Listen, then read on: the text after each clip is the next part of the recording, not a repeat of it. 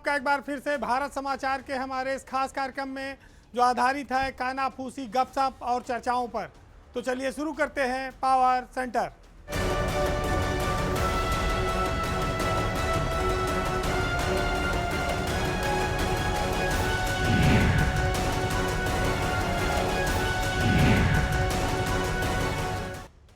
एक गाना आया था कि दोस्ती इम्तिहान लेती है, दोस्तों की ये जान लेती है। अगर दो लोग अच्छे दोस्त हों, बाद में वो दुश्मन बन जाएं, तो फिर जग हंसाई बहुत ज़्यादा होती है। आज का ये फिल्मी गाना उत्तर प्रदेश की सियासत में तेज़ी से बज रहा है। पहले हमारे यहाँ कहा गया था कि आमदनी अठन्नी, खर्चा रुपया, मारेगा भैया नाना नाना। बस इसी रुपया शब्द ने उत्तर प्रदेश की राजनीति में उबाल ला दिया, बवाल मचा दिया। जो दो जिगरी दोस्त थे, अखिलेश यादव और जयंत चौधरी, अब वो जानी दुश्मन बन गए हैं। लेकिन अब उत्तर प्रदेश में चुनाव बेहद निकट है। अवंतीबाई लोधी का एक कार्यक्रम था जिसमें अखिलेश यादव ने अपने पुराने गठबंधन के साथियों पर काफ़ी अफसोस प्रकट किया और इसी में उन्होंने कह दिया कि जो चवन्नी थे उन्हें रुपया बना दिया, वो भी छोड़कर चले गए। बस इसी बात ने जयंत चौधरी और अखिलेश यादव की पार्टी के बीच आग लगा दी है। 2022 के चुनाव परिणाम जब आए थे, तब उस समय जयंत चौधरी ने एक सवाल के जवाब में कहा था कि वो कोई चवन्नी नहीं है जो पलट जाएंगे। लेकिन 2024 का लोकसभा चुनाव जब आया तो वाकई में वो पलट गए और बीजेपी के साथ चले गए। अखिलेश यादव के साथ उन्होंने 9 विधायक जिताए थे।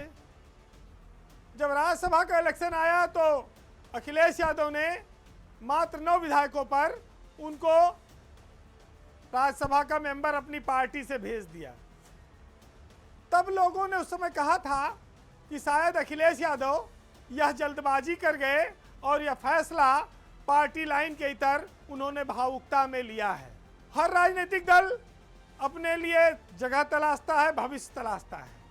जयंत चौधरी ने कुछ गलत नहीं किया और उनका फैसला उस समय और ज़्यादा सही साबित हुआ जब वो केंद्र में मंत्री बना दिए गए। उत्तर प्रदेश में उनकी पार्टी का एक मंत्री बन गया, एक एमएलसी भी उनको बीजेपी ने दे दिया। अब वो सत्ता का भरपूर सुख चख रहे हैं इस समय। पिछले विधानसभा के चुनाव में अखिलेश यादव ने 33 सीटों के करीब जयंत चौधरी को बंटवारे में दी थी। उनका तंज यही है कि हमने जितना दे दिया वहाँ उतना नहीं पाओगे।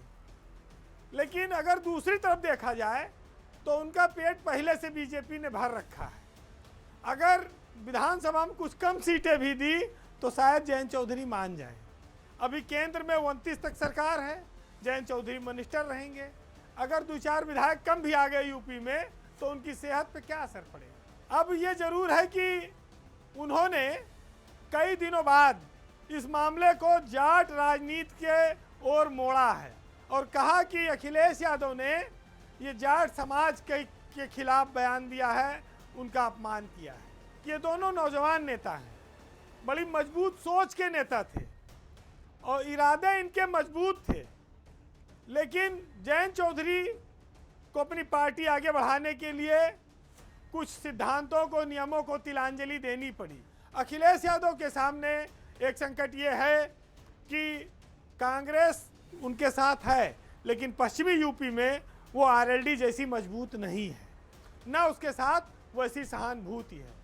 सियासत में कुछ जो विरोध होता है उसमें सच्चाई कम होती है, दिखावटी ज़्यादा होता है। तो इस लड़ाई को भी आप इसी तौर पर देख सकते हैं। बीजेपी में मौसम इस समय बहार का है। नितिन नवीन ने अपनी नई टीम गठित कर दी, उत्तर प्रदेश की बल्ले बल्ले हो गई। कई सारे लोग केंद्रीय राजनीति में, संगठन में काफ़ी प्रभावशाली पदों पर पहुंच गए। अब जिसको जो मिलना था मिला, अब नजर केंद्रीय मंत्रिमंडल के विस्तार पर है। एक बड़ा फेरबदल की तैयारी चल रही है और इसका सबसे बड़ा लाभार्थी उत्तर प्रदेश बनने वाला है। केंद्रीय मंत्रिमंडल के विस्तार से पहले यूपी में एक खबर यह भी आई है कि एक डिप्टी सीएम को हटाया जा सकता है। चर्चा यह है कि वो डिप्टी सीएम केंद्र में मंत्री बनाए जाएंगे। इसको लेकर अभी मंथन चल रहा है और मंत्रिमंडल का विस्तार भी सितंबर में होगा। तो वैसे उत्तर प्रदेश में दो ही डिप्टी सीएम हैं, एक ब्रजेश पाठक हैं और दूसरे केशव मौर्य हैं। दो डिप्टी सीएम में से एक डिप्टी सीएम 2 बार से हैं, ब्रजेश पाठक पहली बार बने हैं। जातीय समीकरण के हिसाब से केशव मौर्य ओबीसी वर्ग से आते हैं, ब्रजेश पाठक जनरल हैं। बीजेपी ओबीसी और एससी सेंट्रिक राजनीति की ओर बढ़ रही है, तो बहुत चांस है कि केशव मौर्य को केंद्र में ले जाया जाए और वहां मंत्री बना दिया जाए।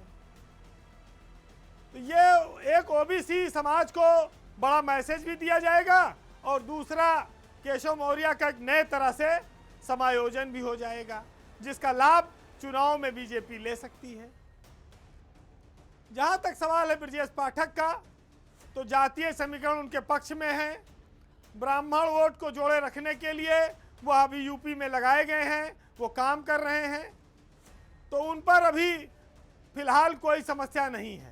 केशव मौर्य के लिए अवसर नए खुल रहे हैं। एक और बात आती है इस केंद्रीय मंत्रिमंडल के विस्तार में, जो बीजेपी के प्रदेश अध्यक्ष हैं पंकज चौधरी, अभी वो केंद्रीय वित्त राज्य मंत्री भी हैं, उनको मंत्री पद छोड़ना पड़ सकता है, क्योंकि अब वो प्रदेश अध्यक्ष और मंत्रिमंडल दोनों जगह एक साथ हो सकता ना रहे।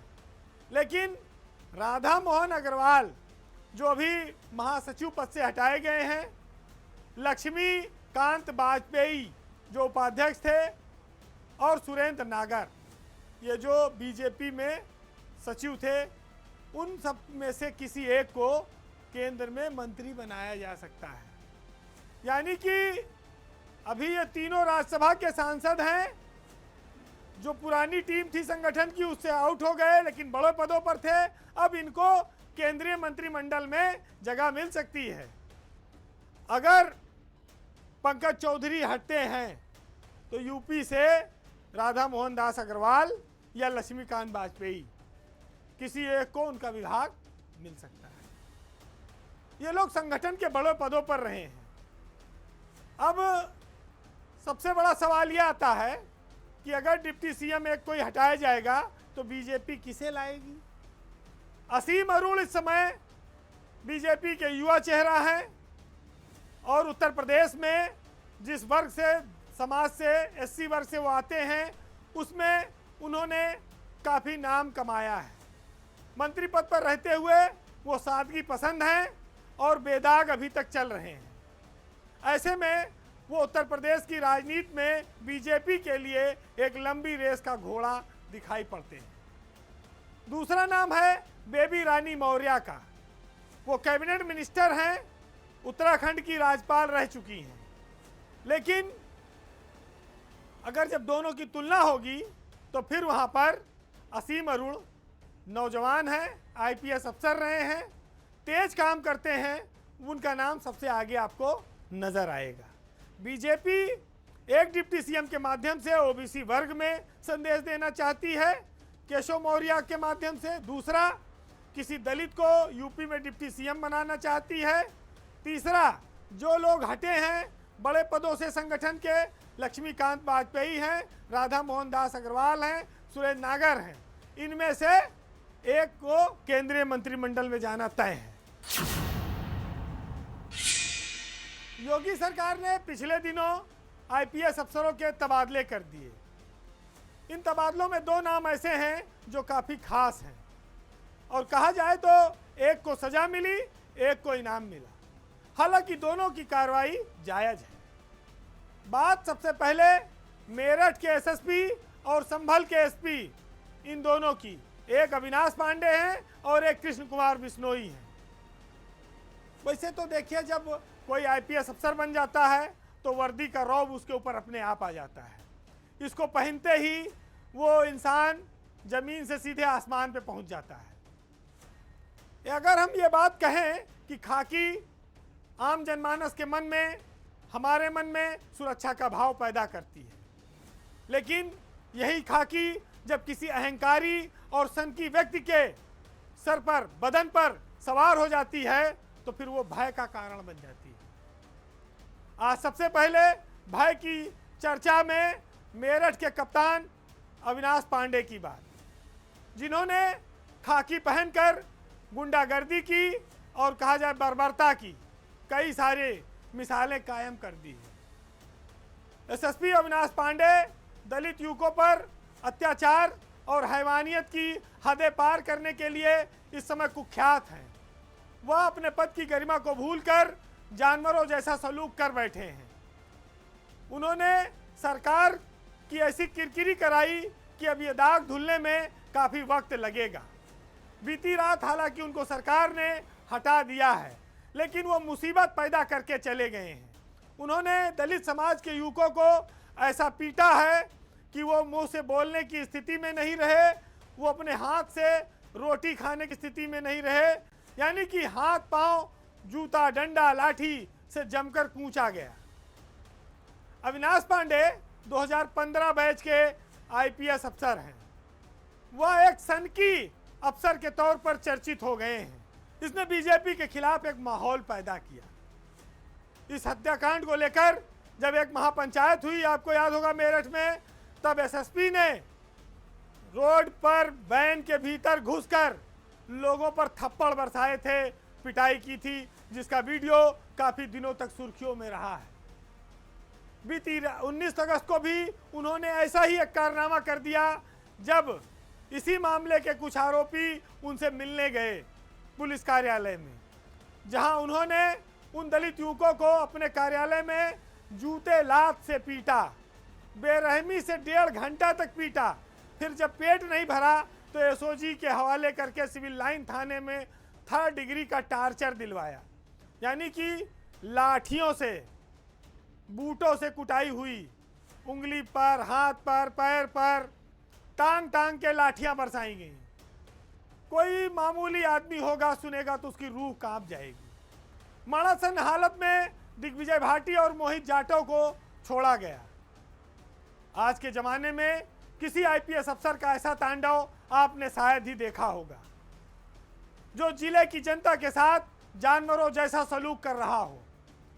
वो प्रदेश के इतने बड़े जिले के एसएसपी बनाकर भेजे गए थे, लेकिन उनकी अनुभवहीनता और सनकीपन ने पूरे प्रदेश के पुलिस महकमे का सर शर्म से नीचे झुका दिया है।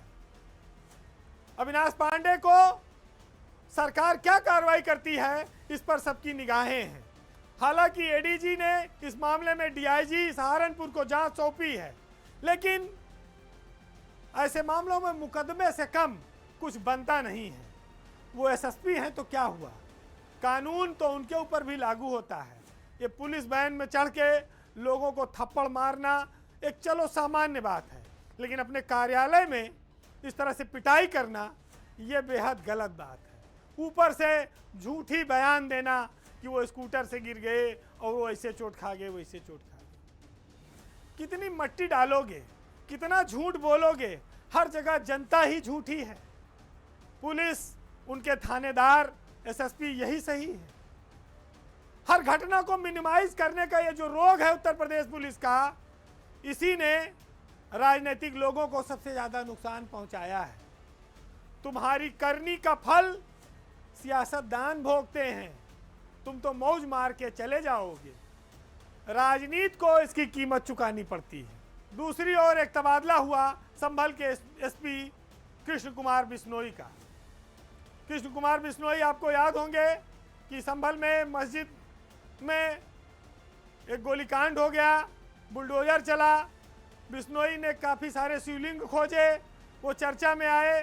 सरकार ने उनको काफ़ी सम्मान दिया और अब इनाम के तौर पर उनको बड़े ज़िले बिजनौर का एसपी बनाकर भेजा गया है। हालांकि बिश्नोई जिस परंपरा और लीग पर चल रहे हैं, बिजनौर में भी कुछ हिंदू मुस्लिम वाला कुछ मस्जिदों में शिवलिंग खोजने के नए अभियान न चल जाएं, ये भी लोग आशंकित हैं। प्रशासन और पुलिस में जो उच्च पदों पर बैठे लोग हैं, उनको राजनीतिक रूप से इच्छाओं का ध्यान तो रखना पड़ता है, लेकिन इतना भी ध्यान न रखो कि आम जनमानस में ये बात चली जाए कि आपकी छवि तो दूसरी तरह की हो गई है। क्योंकि तटस्थता, निष्पक्षता जब तक बनी रहेगी तब तक लोगों का विश्वास आप पर रहेगा। ये विश्वास हासिल करने के लिए एक अफसर को तलवार की धार पर चलना पड़ता है, न इधर न उधर। तब जिले के, प्रदेश के लाखों करोड़ों लोगों का भरोसा आप पर जगता है। ये वर्दी बड़ी मेहनत से मिली है, इसके सम्मान और गरिमा को बचाए रखने की जिम्मेदारी जो पहने हुए लोग हैं उनकी सबसे ज्यादा है। उनको इसलिए नहीं मिला कि आपको अगर किसी आदमी की कस्टडी मिल गई तो आप जानवर बन जाइए। अब बात दो दोस्तों की, दोनों बड़े मशहूर हैं, लेकिन हंसी हंसी में शुरू हुई बात इतना बड़ा घाव बन गई कि दोनों एक दूसरे को देखने को तैयार नहीं है। बात उत्तर प्रदेश के डिप्टी सीएम ब्रजेश पाठक की और युग कवि कहे जाने वाले कुमार विश्वास की। ये चर्चा तब आई जब अटल स्मृति संध्या कार्यक्रम आयोजित हुआ और इस बार कुमार विश्वास की जगह अशोक चक्रधर बुलाए गए। हर बार अनिवार्य रूप से अटल स्मृति संध्या कार्यक्रम में कुमार विश्वास पिछले कई सालों से आते थे। इसके आयोजक उत्तर प्रदेश के डिप्टी सीएम ब्रजेश पाठक हैं, लेकिन उनका विश्वास अब कुमार से शायद उठ गया है। इसी वजह से इस बार का एकल काव्य पाठ अशोक चक्रधर ने किया। इसके पहले सुरेंद्र शर्मा को बुलाया गया था। कुमार विश्वास इस देश के इस समय सबसे बड़े कवि हैं। वो एक कथावाचक भी हैं और लाखों करोड़ों लोग उनके अनुयायी हैं, उनको सुनने आते हैं, उनको जानने के लिए लालायित रहते हैं। ईश्वर ने उनको विलक्षण प्रतिभा दी है। डिप्टी सीएम ब्रजेश पाठक भी उनकी इस मेघा के प्रतिभा के कायल रहे हैं और उनके घरेलू रिश्ते उनके साथ रहे हैं। पाठक के ही कहने पर कुमार विश्वास कभी फ्री में, कभी बहुत कम पैसों में कार्यक्रम करते रहे हैं और इसका वो मंच से भी उल्लेख करते रहे। हर बार वही बुलाए जाते थे। दोनों की दोस्ती बड़ी गहरी थी, इसलिए कुमार विश्वास लखनऊ में ब्रजेश पाठक के मेहमान हुआ करते थे। वो उनके पारिवारिक मित्र हो गए। घर में खाना पीना, आना जाना, एक परिवार के सदस्य की तरह उनका सम्मान था। लेकिन जालौन में एक पुस्तकालय के कार्यक्रम के उद्घाटन के दौरान कुमार विश्वास की एक टिप्पणी ने दोनों के बीच बहुत बड़ी दरार पैदा कर दी। जिस लाइब्रेरी के उद्घाटन में कुमार विश्वास गए थे, वहां पर ब्रजेश पाठक भी मौजूद थे, लेकिन ब्रजेश पाठक के जाने के बाद वहां पर कुमार विश्वास का जब भाषण हुआ तो उन्होंने उन पर आर्थिक सहयोग न देने का आरोप लगा दिया। हालांकि वो हास्य में कही गई बात थी, लेकिन मीडिया ने इसमें ऐसी माचिस की तीली लगाई कि पेट्रोल की जरूरत नहीं पड़ी और पाठक को अंदर तक जला दिया और दूरी बढ़ा दी। ये बात मीडिया पाठक के मान सम्मान तक ले आई। हालांकि दिल्ली में एक कार्यक्रम में दोनों के हाथ मिलवाए गए एक कॉमन मित्र के घर पर, लेकिन हाथ मिला, दिल नहीं मिल पाया। वह मुलाकात दरार को पाट नहीं पाई। इधर ब्रजेश पाठक ने अपने प्रोग्राम से, कार्यक्रम से कुमार विश्वास को अलग कर दिया।